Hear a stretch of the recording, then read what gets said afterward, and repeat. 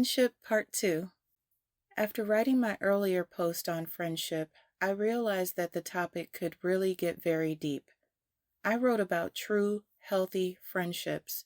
Since then, whether it was prompted by a conversation, a spiritual download, or something I've watched on television, I have been thinking about the fact that not everyone we call a friend is truly a friend. As a result, I felt compelled to write about unhealthy friendships. I generally like to keep my posts light, but this one is not. For several weeks, this topic has been weighing on me, so maybe there's someone out there who needs it and may find it helpful. Unhealthy relationships may involve someone who is controlling, manipulative, or selfish. In the past, when I thought of these relationships, I had imagined them to be visibly toxic, drama-filled, and therefore quite easy to identify. I know now that this is not always the case. I was watching a show called On the Verge. At the end of one episode, one of the characters was working on a book. As she was typing, she narrated, "It's not always easy to spot a narcissist because they often pretend to be a well-advising friend or husband. The narcissist denigrates family, friends, to make a void around you." She was referring to her husband, who would say sweet things to her, but then he would follow it with an insult that would sometimes be spoken in that same sweet tone. He also tried to manipulate her into getting rid of her friends because, according to him, they were not good friends for her to have. In recent years, we've heard the word narcissist used so much that many feel like it has been overused. Personally, I am thankful that the awareness has spread. As a result of more awareness, many people have been able to define, understand, and do something about the unhealthy relationships in their lives with people who may possess several narcissistic traits. I am not a mental health professional, and as always, I can only share my perspective based on my own life experiences. I'm also not saying that every unhealthy relationship automatically means that one of the people involved is a narcissist. I do believe that it is important to understand what narcissism is, especially covert narcissism. There is so much information out there, so if you are not knowledgeable about this topic, it is worth the time to learn about it. It may help you or a friend. Covert narcissists may seem caring and helpful and will make you believe that they are your biggest cheerleader and best friend. The problem is that they make you feel indebted to them and use it to manipulate the relationship. This is especially dangerous for anyone who is extremely empathetic or easily burdened with guilt. With narcissists, even acts that are loving and kind on the surface typically have self-serving motives behind them. They are masters of emotional blackmail. When love has an agenda, it's not love anymore. Bob Goff. Being made to feel as though I owe a perpetual debt to a friend for their generosity toward me sounds more like a predatory loan, not authentic friendship. True friendship does not hold you hostage. If we spend our lives paying off this perpetual debt, we will never fulfill God's purpose for our lives. Sometimes people who were once the best thing that happened to us can become the one thing that is blocking us. Many times they enter our lives when we are vulnerable. They fill a void. We do not see what is happening because initially the relationship seems healthy.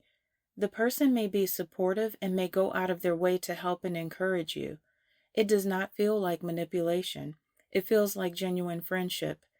It feels great to know that someone cares enough to go above and beyond the way this person does. By the time we start to recognize the manipulation, we may be so deeply entangled that there is no easy way out. On top of that, we may feel bad because of everything that the person has done for us. If we attempt to pull away from them, they tend to really step up their manipulation game. When it comes to identifying unhealthy relationships, I think we all know deep down when we are in a situation that is unhealthy, even when it looks nice on the surface. It may be hard to muster up the courage to do something about it. Other factors such as fear, codependency, or strong manipulation tactics may keep us stuck. On some levels, that person may be keeping you comfortable, camped out halfway up the mountain with a decent view, but they are blocking you from reaching the top. We were meant to go to the top so that we can fulfill God's purpose for our lives. When you look around and consider each person in your life, Think honestly about how you feel. Do you feel like your authentic self, fully relaxed and at peace in their presence? Do you know for a fact that you could share anything with that person and they will not judge you? Will they be there for you when you need help and never mention it again? Do they know your deepest secrets but will never use them to manipulate you? That person is your friend. True friendship is solid and secure. True friendship is love. 1 Corinthians 13:4 through 7 defines that for us. Love is patient. Love is kind. It does not envy. It does not boast. It is not proud. It does not dishonor others. It is not self-seeking. It is not easily angered. It keeps no record of wrongs.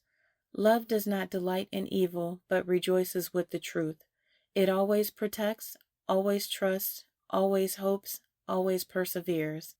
True friendship is easy and remains solid even when we go through difficult seasons. It is authentic, healthy, unselfish, supportive, and kind. I feel so blessed to have these types of friendships in my life. In some situations, it may not be possible to avoid being in contact with someone who is unhealthy for you. It may be a family member, a boss, or a coworker, for example. I wish I could tell you that I have a solution for it, but I don't.